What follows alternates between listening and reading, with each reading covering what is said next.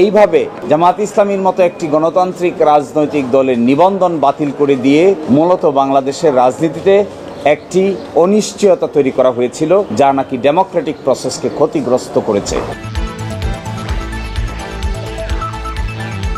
এবং বাংলাদেশের গণতান্ত্রিক সংসদীয় গণতান্ত্রিক রাজনীতির সাথে বাংলাদেশ জামায়াত ইসলামীর অস্তিত্ব ওতপ্রোতভাবে জড়িত। এটি একটি ইনসেপারেবল টুইন। দেশে দেশের বাইরে বাংলাদেশের নাগরিকরা জামায়াত ইসলামের প্রতি অনেক আশা এবং আকাঙ্ক্ষা করে। ডেমোক্রেটিক প্রসেসে বাংলাদেশ জামায়াত ইসলামীর রাজনৈতিক যে নিবন্ধন ছিল ইলেকশন কমিশনে, সেটি গণতান্ত্রিক উপায়ে ক্যান্সেল করা হয় নাই। তড়িঘড়ি করে ইলেকশন কমিশনের সামনে দরখাস্ত পেন্ডিং থাকা অবস্থায় আদালত মেজরিটির ভিত্তিতে এই রেজিস্ট্রেশনটাকে ক্যান্সেল করেছে। এর বিরুদ্ধে আমরা আপিল করেছিলাম।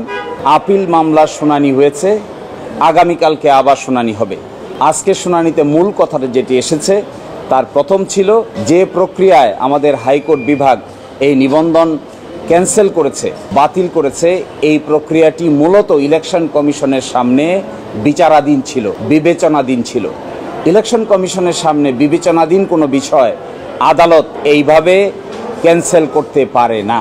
এটিকে ইংরেজিতে বলে প্রিম্যাচিওর। আর সেকেন্ড কথা হলো, যারাই রিট পিটিশন দায়ের করেছিলেন তাদের কোনো নাই, তারা নিজেরাই পক্ষ দোষে দুষ্ট। এই ইল মোটিভ নিয়ে রাজনৈতিকভাবে হেয় প্রতিপন্ন করার জন্যই এই মামলা দায়ের করেছিলেন। আদালত কর্তৃক রাজনৈতিক দলের রেজিস্ট্রেশন বাতিলের নজির এই ভারতীয় উপমহাদেশে আর দ্বিতীয়টি নেই, এইটি প্রথম। এবং জামাত ইসলামীর রেজিস্ট্রেশনকে বাতিল করা হয়েছে, ইলেকশন কমিশন বাতিল করেনি। ইলেকশন কমিশন রেজিস্ট্রেশন দিয়েছে, কিন্তু হাইকোর্ট ডিভিশন মেজরিটির ভিত্তিতে এটি বাতিল করেছে। এই নজির এই ভারতীয় উপমহাদেশে একটি এবং একমাত্র। জামাত প্রতিষ্ঠার পর থেকেই দাঁড়িপাল্লা প্রতীক জামাত মার্কা হিসেবে বিবেচিত এবং সব সময় সংসদে আসন সংখ্যা নিশ্চিত করে সরকারেও অংশগ্রহণ করেছে এই দাঁড়িপাল্লা প্রতীক নিয়ে। আজকে সেটির উপরে আংশিক শুনানি হয়েছে। এই প্রতীক সংক্রান্ত বিষয়ে আগামীকালকে সকাল 9টায় 1 নম্বর আইটেম হিসেবে শুনানি হবে।